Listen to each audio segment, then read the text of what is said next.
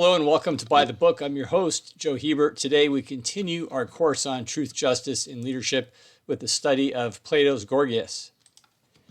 So just to recap a little bit, we saw the dialogue begins with Socrates questioning Gorgias about the power of rhetoric. Gorgias answers that rhetoric is an art by which we can persuade anyone about anything without having to know that subject. Now, Socrates points out that there's something that is intrinsically unjust about this, especially if we're speaking, let's say, in a law court about justice, but really with anything we're speaking about.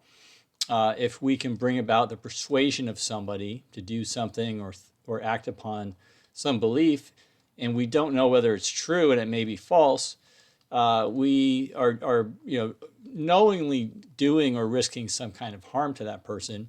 Gorgias is not able to give a good answer to that. He dithers in terms of the relationship between rhetoric and justice. Now, Paulus, his student, steps in and says, I can explain that. The explanation is we don't really care about justice. Gorgias is just ashamed to admit that he doesn't care about justice. But actually, the reason we're studying rhetoric is because we want to successfully commit injustice. We want to be able to win arguments whether or not we have justice on our side. So the topic shifts a little bit now. It's still ultimately about the power of rhetoric, but there's a really crucial sub-question which comes in, which is justice. Is justice actually a worthy goal or not? And Paulus is basically saying, no, we don't really care about justice because justice doesn't really do us any good. Okay, so Socrates is going to take the position that justice is actually good and that it's necessary for us to pursue justice. But why? What is the answer to that? The first thing that he's able to do with Paulus is to question basically what is it that we actually want? Because Paulus's presupposition here is that getting what we want is the key to living a good life. So Socrates says, what do we really want? And he shows him through argument that what we truly want is not what we happen to think that we want. What we actually want is what's actually good for us. So if I want something, in a sense, I think that it's good, I want it, those are almost the same thing. But if it turns out to be bad for me, then it turns out that's not what I really wanted, even though the thing itself, I wanted it and I thought I wanted it. So the point here is that if rhetoric helps you to get what you want or what you think you want, but what you think you want turns out to be bad for you, then that's not really power. It's not true power. True power has to be aimed at the true good. So true power would therefore require true knowledge of the good. Now, Paulus is still very skeptical about this. And in the second half of that discussion, he's been using all these examples. He's trying to use examples from history or from current events to show that, well, people actually do pursue power, and they do all kinds of crazy things. And so Socrates, it helps Paulus to reflect, is that really making you happy to do that? And why would you think that's going to make you happy? And Paulus has to admit that the things that you need to do to get power are ugly. Now, we're talking about with rhetoric is deceiving people, and there's something ugly about that. But he gives example of slitting throats, murder, all this kind of stuff that people have to do to get power. And he says, yeah, that's ugly. But the benefits, the benefits are wonderful. You have all this power and you can have anything you want. But Socrates helps him to see that there's a problem with that, which is, don't we actually desire beauty? And Paulus is somebody who desires beauty.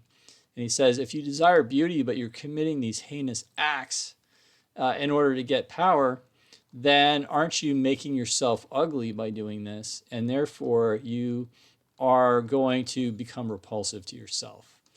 So what's happening here is that as we get deeper into this discussion, we're seeing more and more clearly what Socrates means by saying that justice is good and injustice is bad. And this is a huge part of it, is that acts of injustice corrupt us in a way that's not visible to the eyes, but of which we are aware. We're aware of our own actions and our own mentality and things of that nature. And so by acts of injustice, we can become repulsive to ourselves, which means that we won't be able to enjoy all the power and the pleasures that we acquire this way, because we're going, at the end of the day, we're going to hate ourselves. Right? So this is a powerful argument. But as we saw at the end, Callicles interrupts and he says, Socrates, first of all, you've got everything totally upside down. If you're right, then the rest of the world is wrong. But Callicles is not buying this. He doesn't think that Socrates has really proved that the world is wrong. So we're going to go through, in several episodes, go through the lengthier argument that Socrates has with Callicles. And we'll see right from the beginning that this is going to be sort of the ultimate showdown between Socrates and Callicles, by which Socrates is going to hope to demonstrate the goodness of justice and therefore the weakness of rhetoric, since it neglects justice. So first of all, Callicles said, okay, Socrates, it's you against the world. How does Socrates respond to this? Polus had been doing versions of the same kind of argument, but Socrates says a few things. He talks really about what do we ultimately love other than just ourselves. And he says about Callicles, very significantly, that Callicles, you're used to pleasing the crowd. You're used to saying whatever is going to satisfy the crowd. But Socrates says, when I speak, I'm trying to please philosophy. Philosophy, the love of wisdom. So he's personifying philosophy in a playful kind of way. But what's the point here? He says, philosophy says the things that you're now surprised at. And you were even present yourself while they were being said. So either refute her, as I was saying just now, by showing that committing injustice without paying the just penalty for committing it is not the ultimate extreme of all evils. In other words, the intrinsic goodness of justice and therefore the intrinsic badness of injustice. He said, I've demonstrated this with philosophical arguments. So, you're used to talking to the crowd and saying whatever is going to sound good to them. But for me, you're going to have to show me philosophically how I'm wrong. And if you can't do that, he says, if you leave that argument unrefuted, then by the dog, the god of the Egyptians, Callicles, it's always interesting when they start swearing, and especially by some of the different gods and goddesses that they bring in here. And Socrates makes an exotic kind of an oath here to say that, Callicles, I'm going to show that you'll be out of tune with yourself. Callicles will be out of tune in every bit of his life. So this is a very important concept. It goes along with what we saw about being attractive or repulsive to ourselves. What exactly is good about justice? What's harmful about injustice? One image that he uses is health. So justice is like a health of the soul. Another image that Socrates uses repeatedly is harmony or disharmony. Justice is like a harmony of the soul, and injustice is like a disharmony of the soul. And so he elaborates here, and he says, I imagine, most excellent fellow, I'd be better off with my lyre inharmonious and out of tune. That is, if I actually had a musical instrument that was out of tune, my piano's, broken, that would be better. Or a chorus that I sponsored in public that was singing out of key, or with masses of people disagreeing with me and saying things that contradict me. Any of these things would be better, he says, than with me, one person, being out of harmony with myself and saying contradictory things. So this is crucial. It's not necessarily good to have a musical instrument that's out of tune, or to spend a bunch of money to have a chorus perform and they sing badly. It's not necessarily good to have masses of people against you. But his point is, what matters the most, and this is the key to happiness according to Socrates, is being in harmony with ourself. That's another metaphor for the health or the intrinsic goodness of justice and virtue, is being in harmony with ourselves. Again, this relates to the concept of conscience, which did not exist in those terms when this was written, but it's very much what is meant by the classical idea of conscience, that we're in harmony with ourselves. And so therefore, we're kind of, we're pleased by ourselves or happy with ourselves. Well, of course, Callicles is going to counter-argue, and he's going to give Socrates a much harder time than Polus did. And he starts with his critique of Gorgias and Polus. He said, Polus was correcting Gorgias' mistake, but Polus ended up making another version of the same mistake. In his case, he went along with you in saying that committing injustice is an uglier thing than suffering it, because it's from that concession in turn that, having gotten himself wrong-footed by you, Socrates, he got his mouth gagged in the midst of his speeches, since he was ashamed to say what he was thinking. In other words, in order to counter-argue, Callicles is going to have to say, the reality is that injustice is beautiful, murder is beautiful, lying is beautiful, whatever, fill in the blank, whatever you have to do to get power. Again, this is really getting very similar to the argument Machiavelli makes in The Prince, that it's actually virtuous to do whatever it takes to obtain power. Callicles is going to push on that, and he's going to say, I'm not going to fall into the trap of being ashamed to say what I need to say in order to defend this view. So why is he so confident in his view? Callicles, I would say, is not ultimately philosophical, or as philosophical as Socrates, but we're going to see that he comes a lot closer to being philosophical than anybody else in this dialogue. Okay, so he honestly seems to believe that what he's talking about is objective reality, and he thinks he can prove it. It's going to turn out, of course, that he hasn't thought about this as carefully as Socrates has, but he is basing this on his view of reality. The reality of it is, Socrates, that while claiming to be pursuing the truth, you lead things into such disgusting demagoguery about what's beautiful not by nature but by convention. So he's counter-accusing Socrates. Socrates had accused him. You play to the crowd. You try to say whatever is going to impress the majority. That's really characteristic of all of these men, because that's a big part of what this art of rhetoric is simply knowing how to say things that will impress the crowd and lead them to believe that you know what you're talking about. But Callicles makes this argument back to Socrates. He said, you're the one who is engaged in demagoguery, crowd-pleasing, just saying what's going to impress people. But he's very specific about it. He says specifically there's a trick that you use, and this will trick the crowd, but it's not going to trick me. And that is, he's saying to Socrates, you're not making the proper distinction between nature and convention. Now, this is huge, because in this context, Socrates is going to be playful with him, and he's going to play around with, oh, what do you mean by nature and convention? But actually, nature and convention, in distinguishing them, is a huge part of Socratic philosophy. It actually is a large part of what Socrates is up to in the dialogues as a whole. That convention means what people hold by agreement, whether it's by an actual law that's written or unwritten law, or just the way that people tend to think in society. What you're expected to think, in other words. Nature, of course, is the way things are, with whether we admit it or not. And so when it comes to justice and related topics, this is a crucial question. Socrates, in a nutshell, is trying to find out what justice is by nature. And in order to get there, you have to go through a number of conventions, because justice, like many other things, there's things that you're supposed to believe about it. There's things you're supposed to say about it. But those things may or may not actually be true by nature.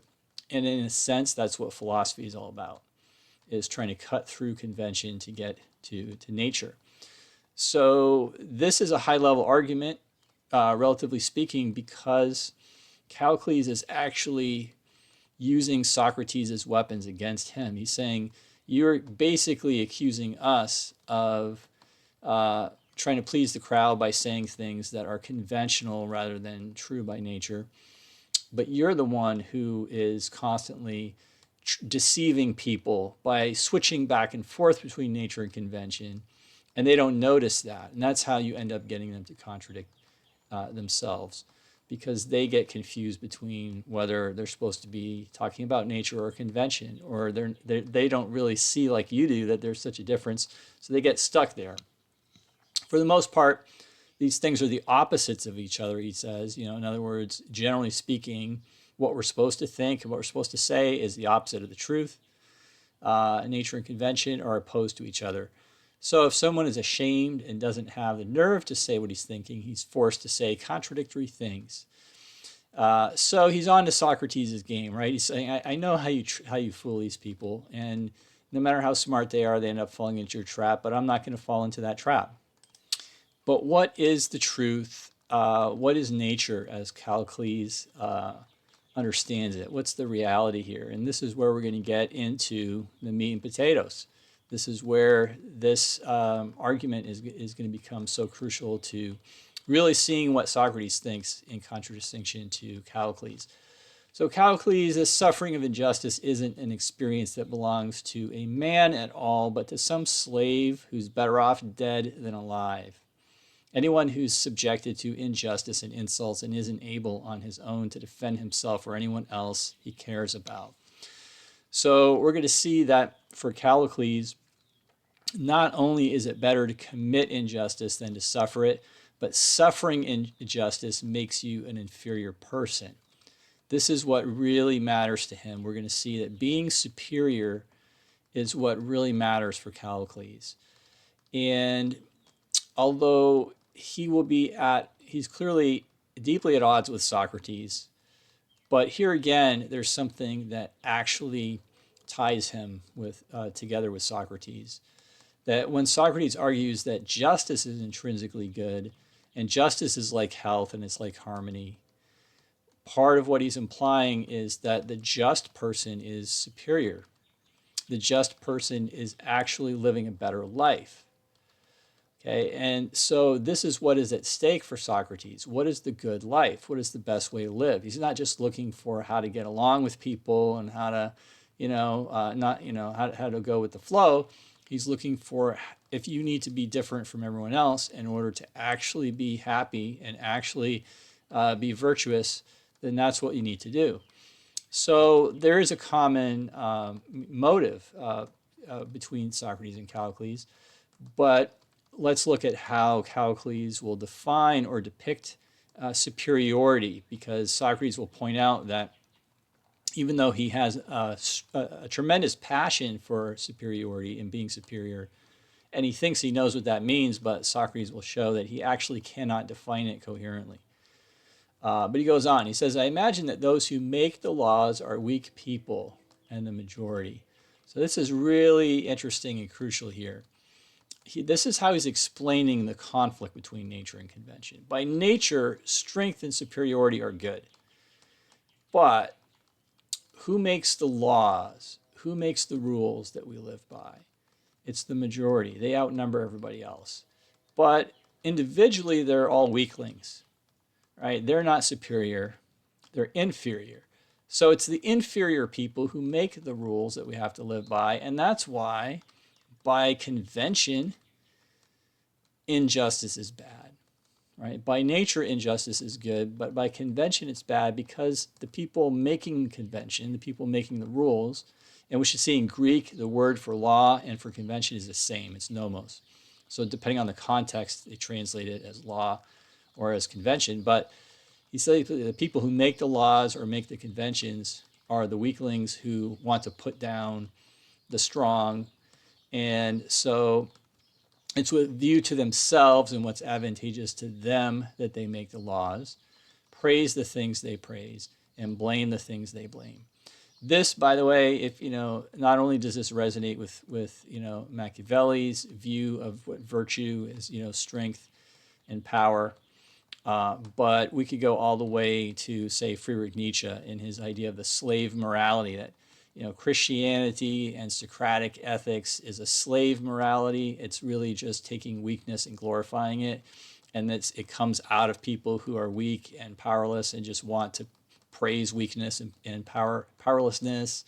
But true by nature, Nietzsche says the will to power is what's truly good.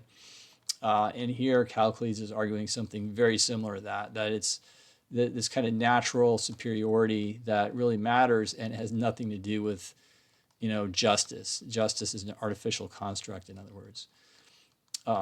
And so the weaklings are trying to intimidate the more vigorous among humankind, the ones with the power to have more, and prevent them from having more than they do. And in order to accomplish that, they say that getting too much is an ugly and unjust thing. So he's not just going to come out and say that injustice is beautiful, but he's giving an account of how did things get confused? How did it become the case that we're supposed to think that justice is good and injustice is bad? He's not just rejecting that view, but he's trying to explain here's where it comes from and here's why no self-respecting true man would go along with that, because he realizes this is just a conspiracy of the weaklings to try to keep him down. So his positive view, he states, but nature itself, I should think, declares that the very thing that's just for the one who's better to have for the one who's better to have more than the one who's worse, and the more powerful to have more than the less powerful. It's obvious in many areas that these things are the case, both among the other animals and among whole cities and tribes of human beings. That what's just is decided this way by the strongers ruling the weaker and having more. So for him, the law of nature is might makes right. Not, in a sense, not a very complicated idea, right? It's something that's pretty easily stated. But as we're going to see, Socrates will pick it apart in a very interesting way. And he's going to try to show that you may think that you think that, but you don't really think that. It's really not nearly as simple as what you're claiming that it is. So before we get to the refutation, one last little bit of Callicles' long speech here that we're dipping into. But I imagine that if a man having a strong enough nature came along, he'd shake off all these things, break out and escape, trampling underfoot all our writings and charms and enchantments and laws, all contrary to nature, and our slave would rise up and reveal himself as our master, and there what's just by nature would shine forth. So it's very interesting. There's this almost like manifesto of liberation that he has here. Is like, the strong men have been kept down by the weak, and it's time for one of them to rise up. Clearly, he's thinking of himself as maybe somehow aspiring to do this. But again, we can think of certain ideologies and philosophical systems, especially in the modern world, that have tapped into this kind of thinking, that we need to break free from the shackles of convention, and that the nature that it would emerge would be this nature of the rule of the strong and the superior. Okay, so Socrates is going to, again, he's going to dig into this and say, okay, that's interesting, because in a certain sense, Socrates agrees we should be aiming at superiority. We should be aiming at what's really good by nature. But has Callicles really thought carefully about what that means? But interestingly, Callicles doesn't even stop there. He makes this very personal for Socrates, and this is something we don't want to pass over, because this has such dramatic significance, not only for this dialogue, but for Socrates' life as a whole, because we know Socrates will be put to death eventually by the city of Athens for pursuing the truth philosophically. And Callicles says, Socrates, my friend, don't get mad at me because I'm speaking with your good in mind. This is ironic, of course, because according to his theory, he should just be trying to dominate and oppress people. But he says, look, Socrates, I'm really speaking as your friend here when I tell you this. Doesn't it seem shameful to you to be in the condition that I imagine that you're in, along with the others who are always pushing far on into philosophy? So for him, his type of superiority is incompatible with philosophy, at least doing too much. He says it's okay for teenagers to do a certain amount of philosophy. That's part of their development, their intellectual development. But once you get to be a man, a grown man, and you're still doing philosophy, there's something wrong with you. Okay, you're not. You're going to be a slave the rest of your life. In fact, you're going to be one of the lowest down slaves if you keep wasting your time on this kind of pointless philosophizing. It says, why, if anyone were to grab you now, or anyone else at all of your sort, and drag you off to prison claiming you'd committed an injustice when you'd committed none? You know that you'd have no clue how to handle yourself, but your head would swim and your mouth would hang open while you had nothing to say. And when hauled into court, Even if your accuser happened to be someone of the lowest and most corrupt sort, you'd be put to death if he wanted to set death as your penalty. This could appear to be a true prophecy, right? Socrates will be accused of injustice. He'll be taken to court by men that clearly, from a Socratic point of view, would be inferior men. They're not wise. They're not. He pokes all kinds of holes in their arguments during the trial, but they succeed, and they succeed at putting him to death. Now, if we were to study, say, Plato's Apology, for example, in which he shows the trial of Socrates, I think we would see that appearances could be very deceiving. I think I've mentioned before that in the dialogues, Socrates is actually shown to have a great deal of persuasive power. In this dialogue, for example, he's arguing with professional rhetoricians whose art is to persuade, and Socrates, as we see time and again, ends up dominating the conversation. And that's what happens in every dialogue.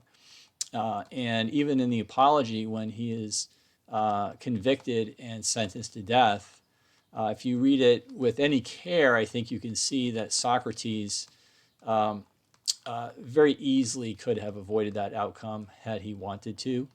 But for very specific reasons, he did not care to extract himself from that situation at that particular point in time. But in any case, Callicles is being very ironic. Socrates will call him out later that this is ironic. In other words, he doesn't literally mean this. He's not really such a friend to Socrates, but he is,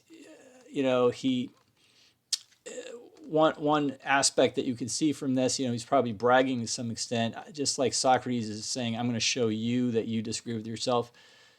He's kind of saying to Socrates, I'm going to show you that you're not doing yourself any good living the way that you're living.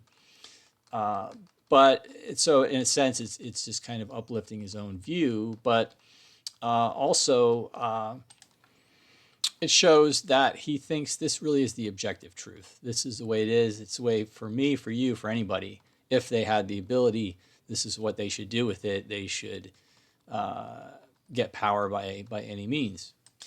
So how does Socrates respond? Before he gets specific on what's wrong with Callicles' argument, he makes a really significant point. He says, I know for sure that if you agree with me, Callicles, in other words, if I can show that you're contradicting yourself and you have to admit that you're wrong about this, then I can be sure that without more ado, these things are the exact truth, the things my soul holds as opinions. So because I realize that anyone who's going to test adequately whether a soul is living rightly or not needs, after all, to have three things, all of which you have: knowledge, goodwill, and frankness.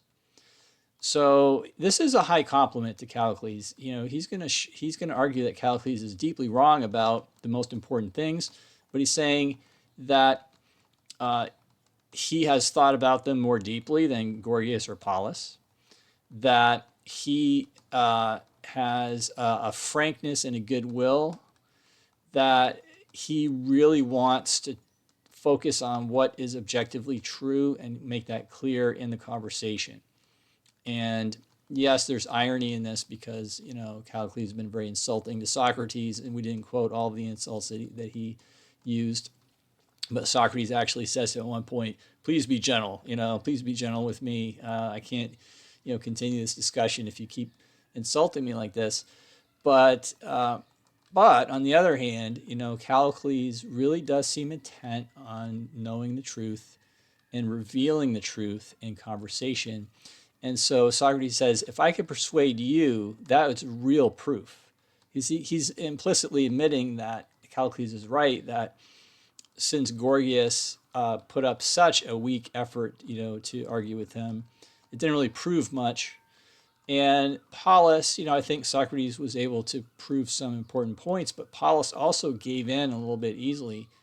And so there's still questions that remain unanswered about especially really trying to demonstrate the thesis that justice is good and true and beautiful, and that we actually need to be just to be happy. Socrates has given examples, and he's given some reasons for thinking that, but Callicles is going to force him to go much deeper to demonstrate that, as we will see. So the first point is simply going to be to get into what exactly do you mean by superior. Callicles has been throwing around terms like superior and stronger and greater, and he's using them interchangeably. And he seems to think that there's a very clear definition of who is greater and stronger. But if you notice, part of his story, which is very sophisticated and very ingenious in many ways, of arguing that the weak are ganging up on the strong to keep them down. But you notice part of what that means is that the weak are stronger than the strong. Now, if we can distinguish, of course, individually they're weaker, but collectively they're stronger. So this is going to force Callicles to ask a question which apparently he hasn't really thought about too carefully, as we're going to see, which is, well, what is it that impresses you about the strong? Because you speak with contempt for the weak, but when they collectively they're stronger. So aren't they actually superior? And shouldn't you actually approve of that? And therefore, shouldn't you believe what they say? And of course, he doesn't, but the question is going to be why? Why not? How can he explain that? So Socrates says, well, isn't it this way of considering things that the multitude regards as lawful, as you were saying just now as well, that having an equal position is just, and committing injustice is an uglier thing than suffering it? Is that so or not? So the convention, in other words, conventional view of justice, doesn't that come from the multitudes? And that's what Callicles had said, and he says, well, the masses do customarily think that way, Socrates. Socrates says, therefore, it's not only by convention that committing injustice is an uglier thing than suffering it, or that having an equal position is just, but by nature as well. So they are the stronger, right? They are the stronger because they outnumber the strong, and collectively they're stronger than the individual strong people. But if justice by nature is for the strong to rule, then the people being stronger, that's by nature for them to rule. But they say that justice is good and injustice is bad. So isn't that actually, the natural rule? And of course, that would mean that nature contradicts itself. So that wouldn't really make any sense. It's not that Socrates believes that. He's offering that as an alternate view. He's saying, isn't that what you actually are saying? You're saying both of these things which don't go together. You're saying that by nature the strong are superior, but then you have contempt for those who are actually stronger. Now, we could relate this to Machiavelli's Prince in a number of different ways. One is simply just that even the formula that he presents, the prince having all the glory and ruling over the people, but he does this by satisfying the people systematically. So who, is really superior in that? I think it's a question that kind of looms through Machiavelli's Prince. Who's really gaining from this whole thing? Is it really the prince or is it the people? But also when Machiavelli has contempt for people who don't follow his formulas, above all Socrates and Christ, who are the unarmed prophets who did succeed. And this is he pretends like the unarmed prophets never succeeded, but he knows darn well that there's at least two and maybe more unarmed prophets in history who had massive influence over people's beliefs. So it's not that Machiavelli could possibly say that they didn't have this influence. It's just that he despises it. So it raises the question, what actually constitutes virtue for Machiavelli? If simply having power or influence was all there was to it, then he would have to admit that Christ had some virtue. But he doesn't want to admit that. Okay, so there's got to be something else to the definition. And that's what Socrates is doing here with Callicles. He's saying, you say it's the stronger that you admire, but when the people are stronger, you don't admire them. How come? What's the problem? So Socrates very gently, scolds him. He says, because he was slamming Socrates for playing these kind of games. And he says, so you're liable to have been saying something that's not true in your earlier remarks. And there's a chance that your accusation against me wasn't correct. So he's, rebuking him for his, his intemperate attacks on Socrates, and he's rebuking him so much. There's a chance you might have been mistaken in criticizing me when you were saying that convention and nature are opposed. But there's a reason, I think, for how Socrates phrases this, because Socrates actually does agree that nature and convention are different. Not that they're always opposed necessarily, but that it's absolutely crucial to distinguish them. And the Socratic philosophy is really about pursuing what's true by nature, in which you can consider conventional views, but you certainly cannot assume that they are true. So again, Socrates is not actually counter-arguing on certain of these points. He's pointing out that Callicles has not used these concepts in a coherent way. He has not given a coherent explanation of what's by nature and what's by convention and how and why that is the case. So, of course, you can see that Socrates has hit a nerve, because Callicles basically flips out. Instead of clarifying his point, which if Socrates were making a mistake, Callicles could clarify it, right? But Callicles blows up. He says, this man here just won't stop spewing nonsense. Tell me, Socrates, aren't you ashamed at your age to be catching at words? And if anyone slips up in his phrasing, or to make a stroke of luck out of that. So he's asserting that you're just tricking me. You're just twisting my words. But let's see what happens. Is he going to be able to clarify his point? He says, or do you imagine that I mean that if a motley collection of slaves and every sort of human being who's worth nothing, except for maybe being strong in body, gets together and declares something, that these are lawful things?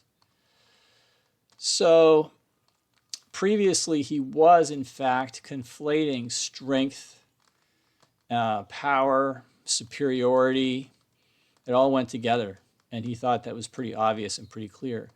But now Socrates has forced him to say, well, of course there's a difference, Socrates. Come on, don't be stupid. You think I admire somebody just because they have huge muscles, or just because they outnumber somebody else, that makes them better? No, so superiority is going to be something else for him, right? Something other than just having physical strength, or even just having political strength. Because when we're talking about the majority outnumbering, it's not just physically powering the minority, but it is actually controlling the legal process, actually governing the society. And this is something that he regards as, it doesn't make them superior. Just the fact that they, somebody, could physically attack me and hurt me doesn't make them superior. Just the fact that somebody could outpower me in the political arena does not make them superior. So this raises the question, though, of, well, what does exactly make people superior? And this is the question we're going to leave with in this episode, and we're going to see how Callicles is going to try to extract himself from this. And next time we're going to look at how that actually works for him. Right? Socrates says, but tell me again from the beginning, what in the world do you mean by the superior, since they aren't the stronger? This is a major claim, right? Because in this whole dialogue, the implication has been just having power is somehow the goal, and having more power is better, and so on and so forth. And Callicles thought he could really back that up by saying, well, yes, because it makes you superior in having power. But Socrates says, well, now you're saying that being stronger doesn't make you superior. And Callicles says, well, yes, because what I mean is the better ones. By superior, I mean those who are better. You notice how he's going back to the concept of the good. But this is exactly how Socrates refuted Polus, by saying that true power is knowing what's actually good, which cannot be some kind of haphazard, getting whatever I want deal. It has to be actually studying and trying to figure out what is actually good for you. This will be ultimately the same thing that will defeat Callicles, is that you really cannot articulate a concept of superiority without talking about the good. And to take the idea of the good seriously, there has to be objective truth. And then we have to regulate our thoughts and our actions based on that, which is going to give us self-restraint and things of that nature, right? So this is where Callicles is ultimately going to fall. But you notice as he's trying to rescue himself here, he just says, oh, better, they're the better people. Well, Socrates would agree with that, but what does that mean? Do you see that you yourself are speaking mere words, he says to Callicles, and making nothing clear? Won't you say whether by people who are superior and greater or better, as he just said, you mean those who are smarter or somebody else? So what is the good, in other words? What is the good if it's not just physical strength, for example? Then what is the good? And Callicles says, by Zeus, I mean exactly them, emphatically so, those who are smarter. Okay, so that's the answer that he's going to seize on here is Socrates. It's the smarter who are superior, and they're the ones who should have all the power and everything. And if they don't, then that's by nature. And if they don't, it's only by convention and by those vile weaklings, ganging up on them and so on and so forth. So is that going to rescue Callicles? Is that going to give him a way to defend rhetoric as the art of deceiving people for power, because that makes you smarter and therefore it gives you a natural title to have power? Or is that similarly, just like his idea of just being stronger kind of fell apart here, is Socrates going to find other ways in which just the rule of the smarter is not really going to work the way Callicles thinks?